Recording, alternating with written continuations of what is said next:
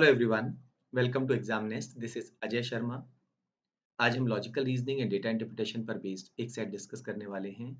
ये set cat 2020 के slot 2 में पूछा गया था। सबसे पहले सेट पर एक नज़र डाल लेते हैं। ये सेट एक कॉलेज के ह्यूमैनिटीज डिपार्टमेंट पर बेस्ड है। Humanities department is planning to organise 8 seminars. मैं सजेस्ट करूंगा कि आप वीडियो को पॉज करके पहले इस सेट को खुद सॉल्व करने की कोशिश करें और बाद में आप इसका वीडियो सॉल्यूशन देखें। इस सेट को करने में आपको अप्रोक्सीमेटली 5 to 7 मिनट्स का टाइम लगना चाहिए। ये सेट एक मॉडरेट लेवल का सेट है। The humanities department of a college is planning to organize 8 seminars, one for each of the 8 doctoral students, A, B, C, D, E, F, G, and H. 4 of them are from economics, 3 from sociology, and 1 from anthropology department. Each student is guided by one among PQ, RS, and T.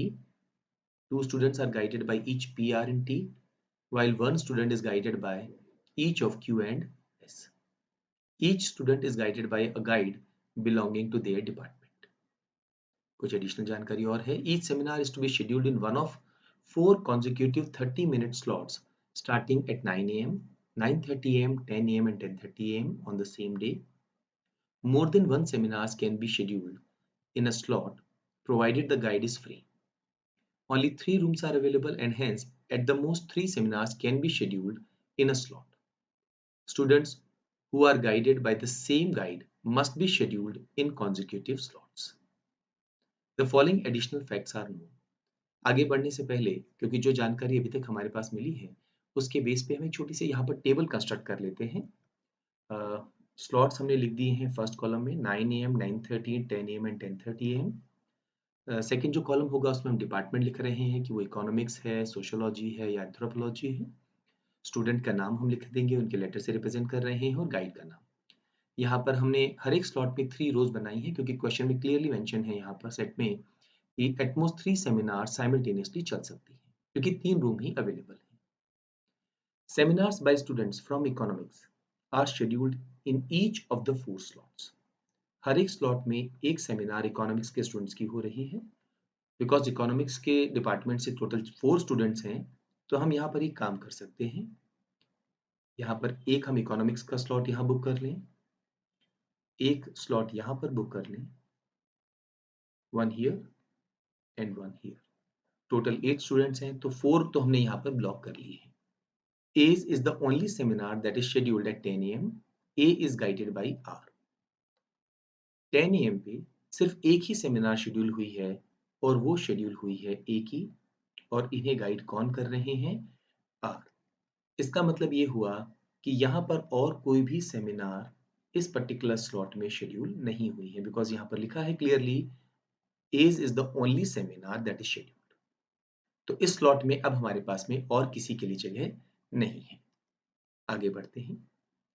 F is an anthropology student whose seminar is scheduled at 10:30 AM. 10:30 AM पे एक seminar anthropology के student के लिए हो रही है जो है F। तो यहाँ हम एक F को लिख सकते हैं और यहाँ पर एंथ्रोपोलॉजी के लिए लिख सकते हैं। नाउ एंथ्रोपोलॉजी के एक ही स्टूडेंट है, दैट मीन्स ये यहाँ पर अब हो चुका है। इकोनॉमिक्स की चारों लोकेशन हमारे पास आ चुकी हैं। अब जो 3 बचे हैं वो सोशियोलॉजी डिपार्टमेंट के हैं। The seminar of a sociology student is scheduled at 9 AM. 9 AM पे सोशियोलॉजी के एक स्टूडेंट की सेमिनार है। लेट से यहाँ पर हमने सोशियो लिख दिया है। Next B and G are both sociology students, हमें ध्यान रखना होगा, whose seminars are scheduled in the same slot. Same slot वो ये वाला नहीं हो सकता। दैट मीन्स इस पर्टिकुलर स्लॉट में B और G को हम शेड्यूल नहीं कर सकते क्योंकि यहाँ पर ऑलरेडी एक इकोनॉमिक्स की सेमिनार और एक एंथ्रोपोलॉजी की हो रही है। अब 2 सोशियोलॉजी की सेमिनार्स के लिए हमारे पास यहाँ जगह नहीं है। 10 AM पे हो नहीं सकते तो वो दोनों यहाँ पर हो सकती है। Correct. Next, the seminar of an economic student who is guided by T is also scheduled in the same slot.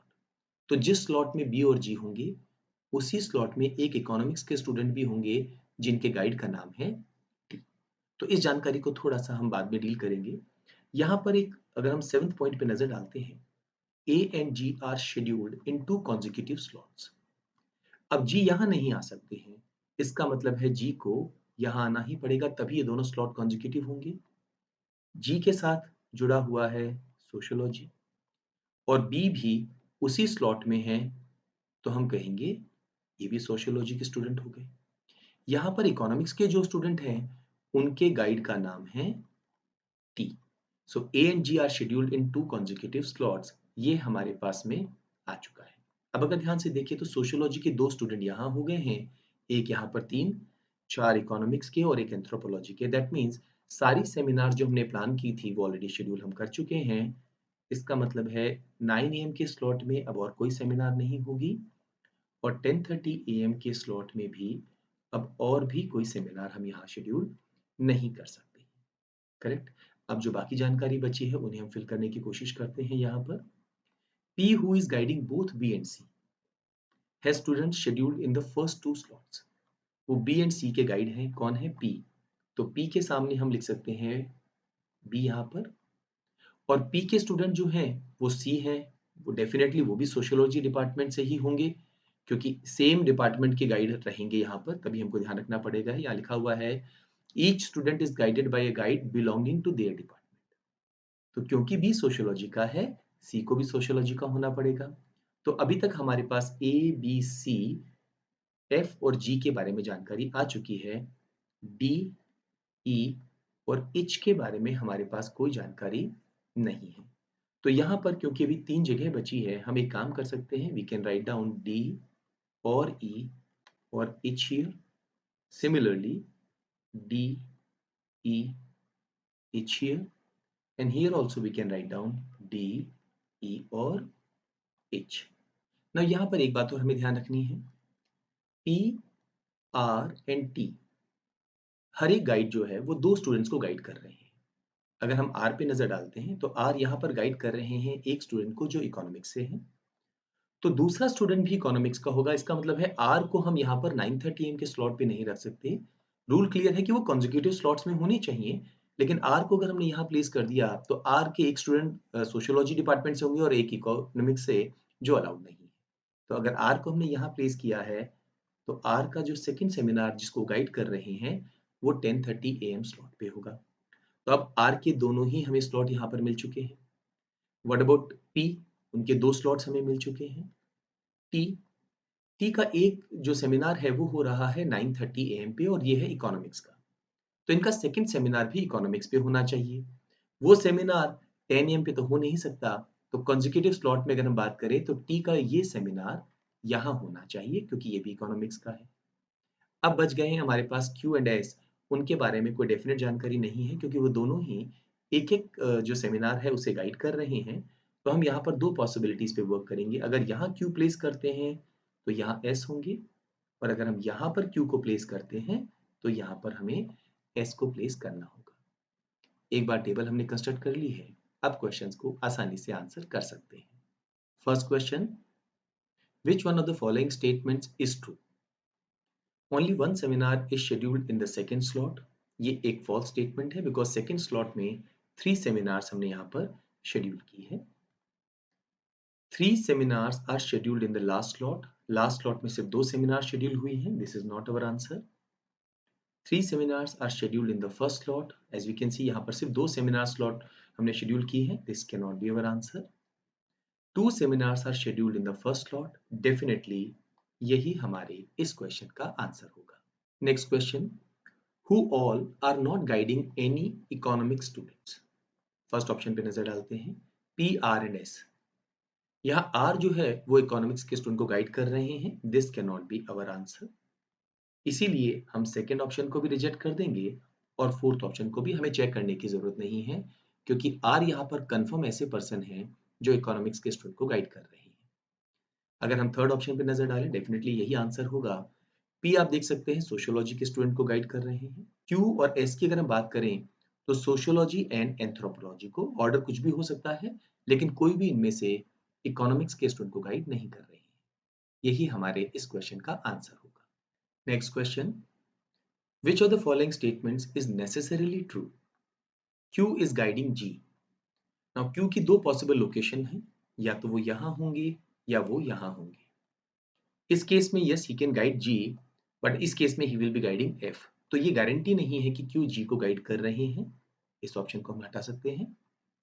H is an economic student. H चाहे वो यहाँ प्लेस करें हम फर्स्ट स्लॉट में, या एच को हम सेकेंड स्लॉट में प्लेस करें, या एच को हम थर्ड स्लॉट में प्लेस करें, ये बात कंफर्म है कि हर बार वो इकोनॉमिक्स के ही स्टूडेंट हैं। देयरफॉर यही हमारे इस क्वेश्चन का आंसर होगा। बाकी बचे ऑप्शंस को देखने की जरूरत तो नहीं है, लेकिन फिर भी एक बार हम चेक कर लेते हैं। B is scheduled in the first slot, B second slot में शेड्यूल्ड है, ये रॉन्ग है। S is guiding F, again S के बारे में कंफर्म नहीं है, वो एफ को गाइड कर भी सकते हैं और वो जी को भी गाइड कर सकते हैं। सो हमें नेसेसरली ट्रू स्टेटमेंट ढूंढना है। सेकेंड ऑप्शन हमारे इस क्वेश्चन का आंसर होगा। Next question, if D is scheduled in a slot later than Q's, then which of the following two statement is are true? सबसे पहले हमें D को Q के बाद में शेड्यूल करना है, तो क्या हम Q को यहाँ शेड्यूल कर सकते हैं? अगर ऐसा हुआ तो फिर D के लिए कोई जगह नहीं बचेगी, तो Q को हम यहाँ शेड्यूल नहीं कर सकते हैं, हमें Q को यहाँ शेड्यूल करना पड़ेगा। Q यहाँ पर और S यहाँ पर। D Q के बाद में आएंगे तो यहाँ पे हमें D को शेड्यूल करना पड़ेगा। E और H को हम यहाँ से हटा देते हैं, यहाँ पर हम D को हटा सकते हैं, तो E और H हमारे यहाँ पर आ चुके हैं। अब जरा हम स्टेटमेंट्स पर नजर डाल लेते हैं। E and H are guided by T। यहाँ पर E और H, अगर E यहाँ पे आएंगे तो H यहाँ पर, और अगर H यहाँ पर तो E यहाँ पर दोनों ही हर हालत में गाइड हो रहे हैं किससे? T से। तो ये स्टेटमेंट डेफिनेटली ट्रू होगा। G is guided by Q, आप देख सकते हैं G को डेफिनेटली कौन गाइड कर रहे हैं? Q। तो ये स्टेटमेंट भी ट्रू होगा। हमारे इस क्वेश्चन का आंसर होगा both 1 and 2। Next question, if E and Q are both scheduled in the same slot, then which of the following statements best describes the relationship between D, H and T? E और Q को हमें same slot में लेना होगा। Now यहाँ पर अगर हम देखते हैं तो अगर हम स्लॉट 2 की बात करते हैं और यहाँ पर हम Q को प्लेस कर दें तो E यहाँ आ सकते हैं। एक पॉसिबिलिटी और हो सकती है कि अगर हम स्लॉट 4 की बात करें और यहाँ Q को प्लेस कर दें तो E को हम यहाँ पर प्लेस कर सकते हैं। तो दोनों पॉसिबिलिटीज हमारे पास में हैं। लेकिन उस केस में क्या होगा, हमें थोड़ा सा केयरफुल रहना पड़ेगा। मान लीजिए हमने सेकंड स्लॉट में Q को प्लेस कर दिया है, तो S को हमें यहाँ प्लेस करना होगा। E को हमने यहाँ प्लेस कर दिया है तो D और H को हमें यहाँ से हटाना होगा। क्योंकि E अब यहाँ आ चुके हैं तो बाकी जगह से हमें E को हटाना होगा। ये फर्स्ट पॉसिबिलिटी है हमारे सामने, ठीक है। पहले इस पे वर्कआउट कर लेते हैं। अगर यहीं पर हमें आंसर मिल जाता है तो बहुत अच्छी बात है, अदरवाइज फिर हम सेकंड पॉसिबिलिटी जो होगी उस पे भी वर्क करेंगे। At least one of D and H is guided by T। यहाँ पर D is definitely guided by T। हो सकता है अगर H को हमने यहाँ प्लेस कर दिया तो D यहाँ आ जाएगा, और अगर हमने H को यहाँ प्लेस कर दिया तो D यहाँ आ जाएगा, तब हम कहेंगे definitely H is guided by T। तो इस केस में D और H में से एटलीस्ट 1 पर्सन को तो T गाइड करेंगे ही करेंगे। ये हमारा एक पॉसिबल आंसर है। हम इसे आंसर मार्क क्यों नहीं करेंगे? क्योंकि अभी हमने सिर्फ एक केस कंसीडर किया है, हमें सेकंड केस पर भी नजर डालनी होगी। Both D and H are guided by T। यहां पर ये स्टेटमेंट रिजेक्ट हो चुका है, क्योंकि D को अगर T गाइड कर रहे हैं तो H को R गाइड कर रहे हैं। तो ये स्टेटमेंट अगर एक सिचुएशन में भी फॉल्स हो गया तो आगे चेक करने की हमें जरूरत नहीं होगी। Neither D nor H is guided by T, again ये भी फॉल्स हो गया है, क्योंकि हमें मालूम है इनमें से कम एक को तो गाइड कर ही रहे हैं। Exactly one of D and H is guided by E। Now इस केस में हमें क्या मिल रहा है कि exactly एक ही पर्सन D और H में से गाइड हो रहे हैं। लेकिन अब हमें थोड़ा सा यहाँ पर ध्यान देना होगा, सेकंड कंडीशन को हमें कंसीडर करना होगा। हो सकता है वहां पर भी ऐसा हो कि दोनों ही जो पर्सन्स हैं उन्हें T गाइड कर दे। उस कंडीशन पे नजर डाल लेते हैं। अगर दोनों ही पर्सन गाइड हो जाएंगे तो फर्स्ट ऑप्शन मार्क कर देंगे आंसर, अदरवाइज हम फोर्थ ऑप्शन को अपना आंसर मार्क कर सकते हैं। अगर हम सेकंड सिचुएशन देखते हैं जहां पर E और Q दोनों ही लास्ट स्लॉट में हैं, तो S को हम यहां से हटा सकते हैं, H को और D को भी हम यहां से हटा सकते हैं, क्योंकि Q अब यहां आ चुके हैं तो हमें S को यहां प्लेस करना होगा। E यहां जा चुके हैं तो E को हम यहां से हटा देते हैं। तो हमारे पास में D की और H की पोजीशन आ चुकी है।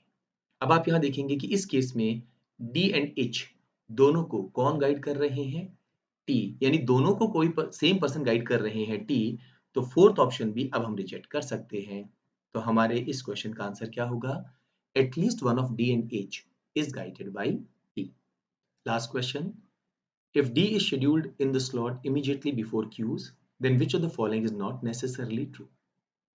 D को Q के immediately before वाले slot में हमें schedule करना है। क्या हम Q को यहाँ schedule कर सकते हैं? अगर last slot में Q को schedule करेंगे तो D के लिए second last slot बचेगा, लेकिन second last slot में सिर्फ A को ही हम schedule कर सकते हैं। तो हमें यहाँ पर ये assumption लेना पड़ेगा कि Q जो है उन्हें हमने second slot में schedule किया है। तो अगर हम Q को यहाँ place कर दें तो यहाँ S हो जाएंगे, और D को हमें Q से पहले शेड्यूल करना पड़ेगा। दैट मीन्स D को हमें फर्स्ट स्लॉट में शेड्यूल करना पड़ेगा। जैसे ही D को हमने फर्स्ट स्लॉट में शेड्यूल किया, सेकेंड स्लॉट से और लास्ट स्लॉट से हमें D को हटाना पड़ेगा। And now we can answer the question.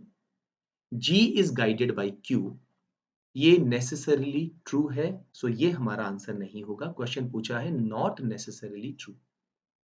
D is guided by T, definitely ये भी ट्रू है, ये हमारा आंसर नहीं होगा। F is guided bye S, ये भी डेफिनेटली ट्रू है, ये आंसर नहीं होगा।